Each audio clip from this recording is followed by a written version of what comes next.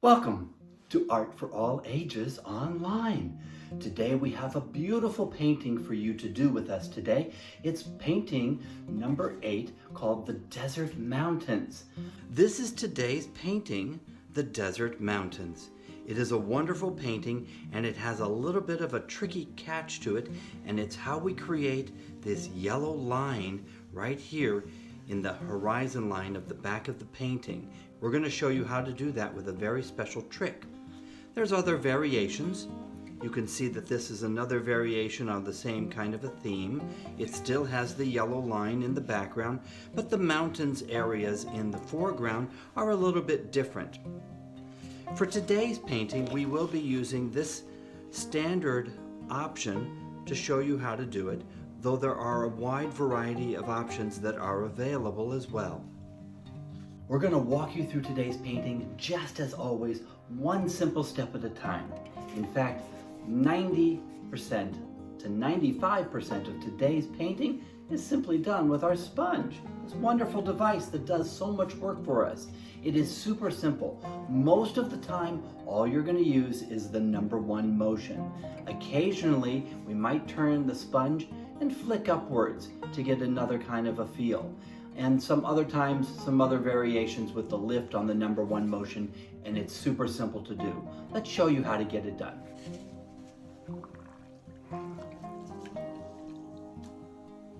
Our painting today will start off with the standard yellow border wrapped around the painting on our watercolor paper. What we're going to do to start off with is we're going to use the large brush to mix up a golden yellow color, sometimes known as cadmium yellow or lemon yellow. Just use the brightest yellow that you have in your palette and that will work fine. We're going to mix up a fair amount of this color because we're going to do a variety of things with it. We almost always start with yellow because at that time we have clean water. Once we get further into the painting, the water gets very dirty and then we cannot make clean yellow very easily. So we'll put the paint onto the sponge and we'll start here at the bottom and we'll just use the number 1 motion to pull the sponge across the page. Again, it doesn't matter if you pull in this direction or that direction. Either way is fine. Just want to make sure that you start on the tape and that you end going off the tape. Wet the tip, squeeze it out of the sponge, and then soften that up a little bit. You do not want to take this yellow color all the way to the top. We mostly want it here on the bottom. We'll clean out our sponge and show you the next motion. What we need to do now is we need to get out another device like a hair dryer, or we need to go out for coffee.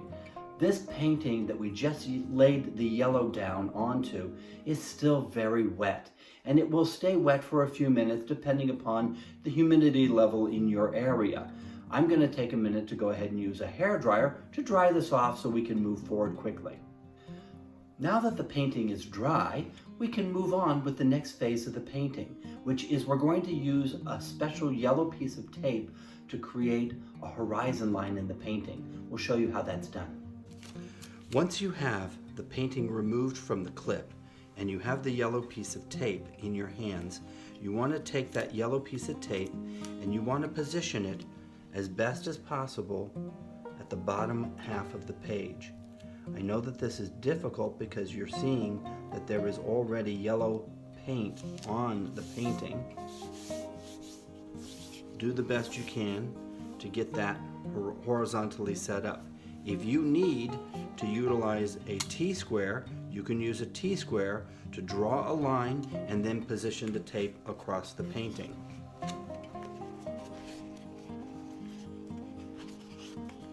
We'll position that back into the clip. Now we're ready to move on with the next part of the painting. What we're going to do is we're going to start off with a soft magenta color. We're going to use the large brush. We'll take that large brush and we'll mix up a nice amount of magenta color. This is a real special color. It doesn't really come as a red. It's more of a pinky kind of a red, and it's magenta. Now once we have that, we'll clean out our brush. We'll again go back to our favorite weapon, the sponge. We'll put the sponge into that magenta color, and we'll start here at the top on the tape and just pull with the number 1 motion all the way across the page.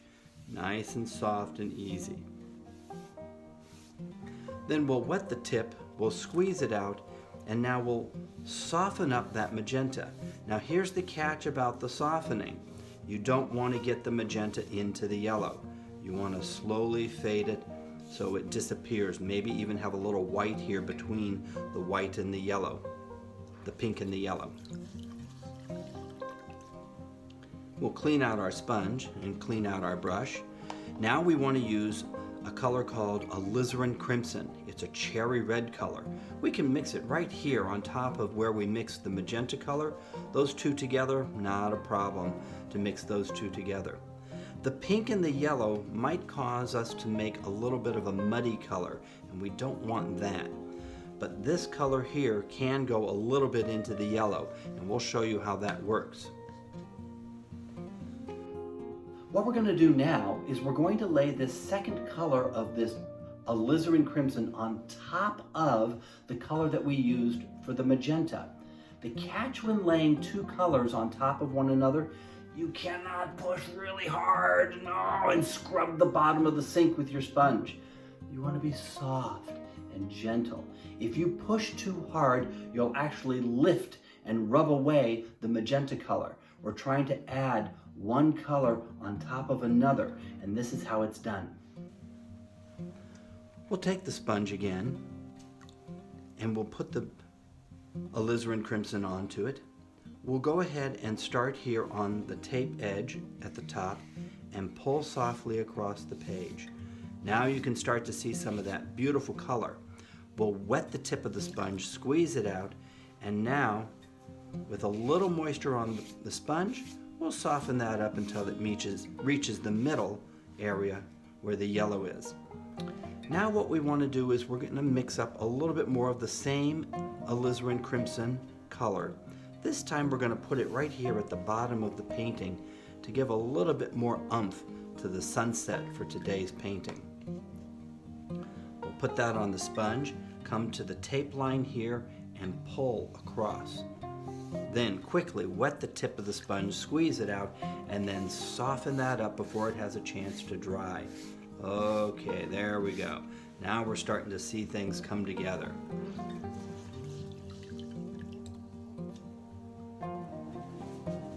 If you want, at this stage of the painting, if you feel you did not get enough yellow into your sky, you can go back and lay in another layer of yellow on top of the bottom half of the painting, not across the top, just across the bottom. What we're going to do now is we're going to create some lovely, lovely mountains far, far, far away in the distance. And we're going to show you how to do that. Let's take a look. We're going to use the brush only to mix up the paint. This is a pretty color that we have here left over. We're going to go ahead and add some burnt sienna to that color. It's a rusty brown color.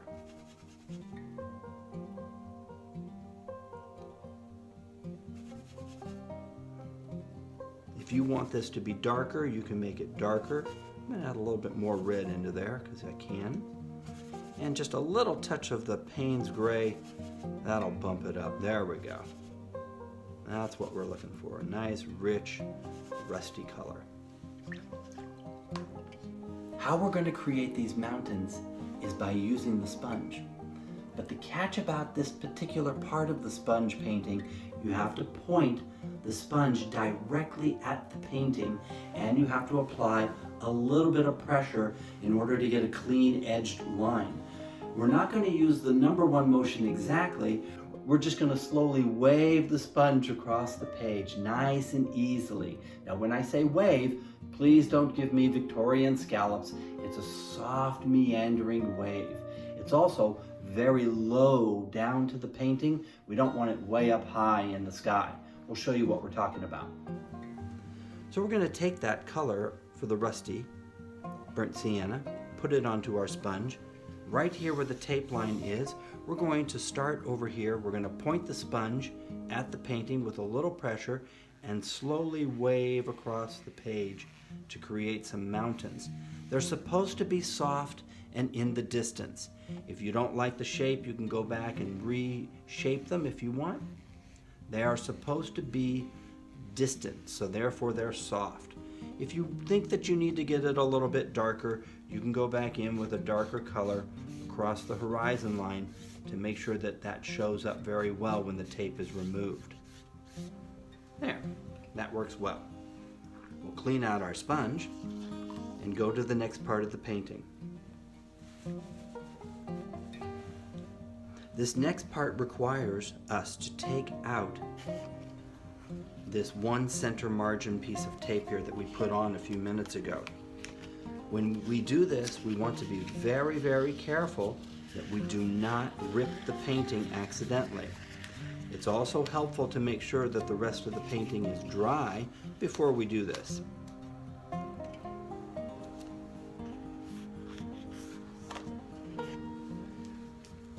Now, we've talked about this before.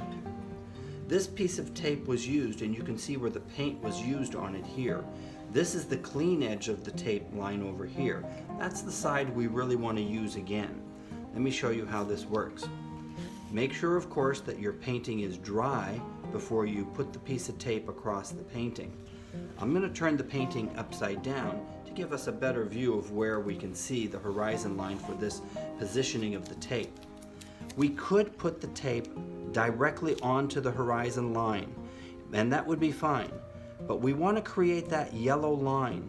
So we're going to put the positioning of this tape just a little bit below the horizon line.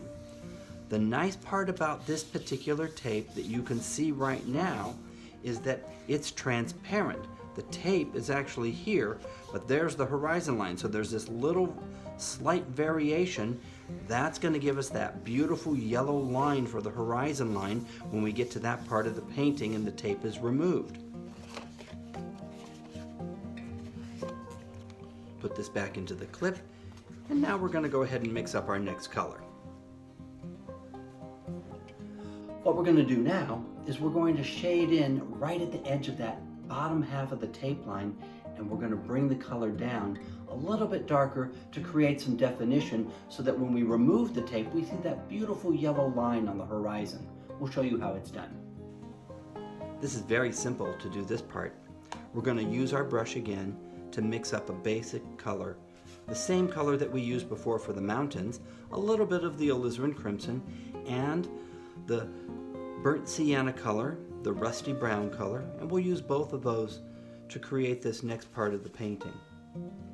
What we're doing is we're just adding in some extra color so that we can make some definition to show that line. Maybe a little touch of the Payne's Gray to bump it up. That would be good. There we go. This has been done over and over in so many of our classes. We're going to use the number one motion to pull across the painting. Then we're going to wet the tip, squeeze it out, and then we're going to soften up what we've painted. Same thing here. Right here underneath the horizon line, make sure we do not paint up here above the tape line, and just pull. Nice and soft, a little bit of that color. Wet the tip of the sponge, squeeze it out, and then soften that up there to blend that down into the bottom half of the painting. That's enough to give us what we're looking for to create the yellow line. In most of our art classes, you have seen that when we use an extra piece of tape across the middle to create the horizon line, we will often use that tape over and over, but not over and over and over again. We will usually use one side for the first horizon, and then when we switch it, we'll use the bottom half of the tape for the next one. And the reason is because the tape sometimes doesn't work too well if you use the same side a second or third time. This painting's a little different. We actually want to use the tape in a second time frame because it's going to bleed. You would think this would be a horrible idea, but I'm gonna tell you it's actually a good idea and it works for today's painting. We're going to again remove the horizon line piece of tape. Again, doing this very carefully so we make sure that we do not rip the painting for today. If you happen to have messed this up, don't worry, you can always get another piece of tape. What we want to do now is, this is the bottom of our painting where the tape line is that's attached to the paper. We want to horizontally go just a little bit above that, maybe about halfway to 3/4 above that. And we're going to go ahead and we're going to position this piece of tape right here. We'll go ahead and again clip in our painting. Now we have this horizon line, and let me show you what that's all about. That horizon line is where these mountains are now going to be created. And these mountains can be created in several various ways.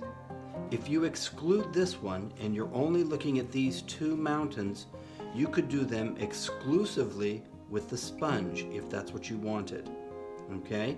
But if you want to use a little bit extra detail, you will need the brush to create this specific kind of a mountain here, kind of the archway that we're looking at here. So let me show you how this is done. We're going to start off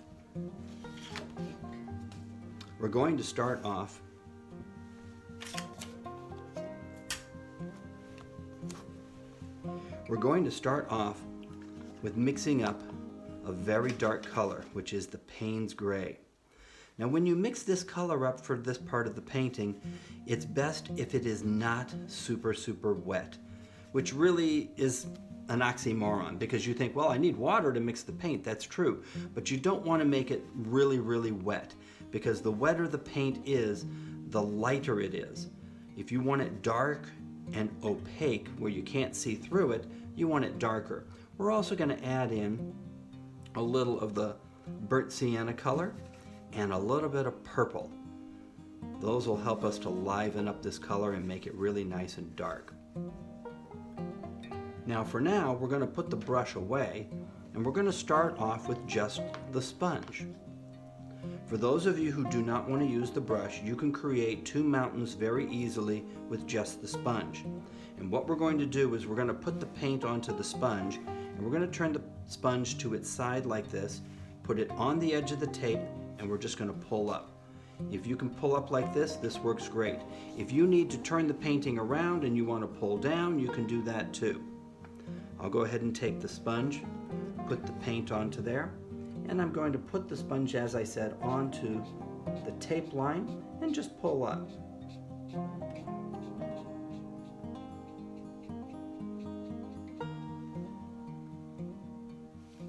Here's where the issue comes. I'm going to pat a little bit here also because I want to get it on the darker side. But you do want to do some work on this to make sure that you cover this area completely. I'll go ahead and create another mountain over here on this side of the painting.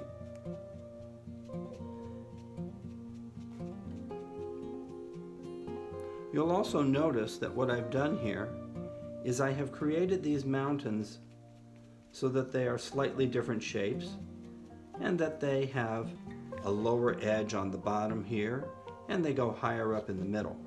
Now if you're happy with that particular kind of a situation, that's fine and dandy.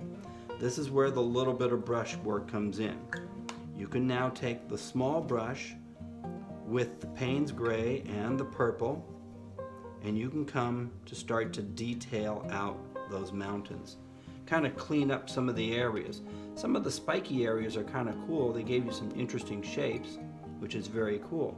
But we'll just use this brush here to kind of give us a little bit more of a feel for the way we want these mountains. And you can shape them out however it is that you see fit. There is no right or wrong way for these mountain shapes.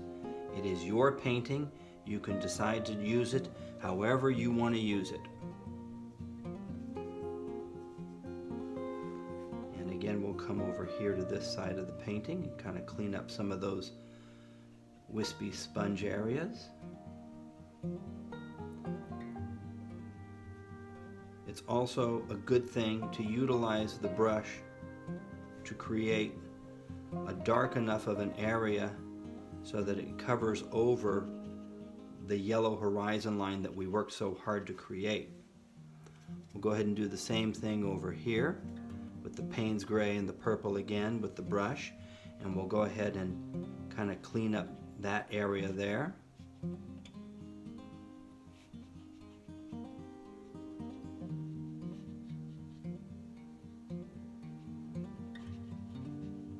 This is not difficult stuff. There is no right or wrong, as I said. These are your mountains and your painting, and you can make them however you see fit. Now, if you happen to want the archway, that's fine. It is an optional thing. You can say, hey, I got my two mountains in here and I'm happy and I'm good to go, and that's fine. Okay? But if you want the archway into the painting,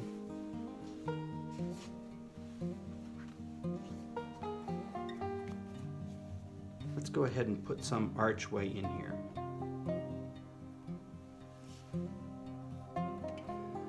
We'll go ahead and start it down here. Come up over here.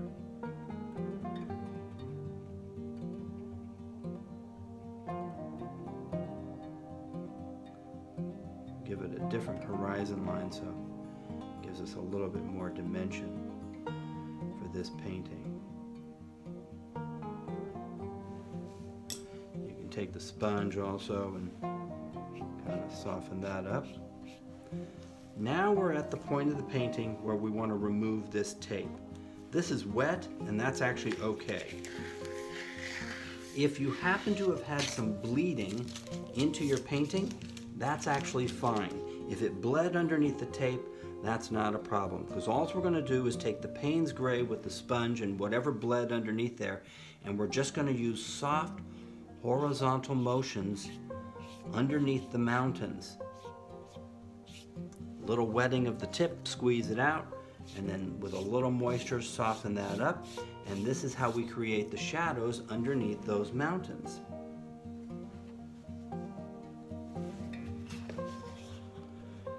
So this is painting number 8, the Desert Mountains.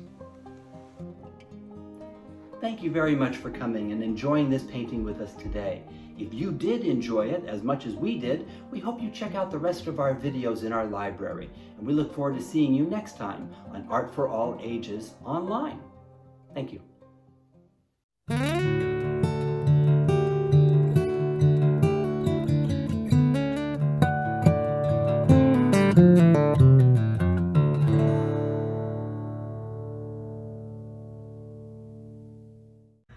Thank you for watching our video. If you enjoyed this video, check out our full library for more videos with our sponge painting system at artforallagesonline.com. Or if you're interested in live art classes for you or your community, check us out at artforallages.com. We wish you well in all your artistic endeavors. Thank you. We're going to slowly wave the sponge across the page. And I mean just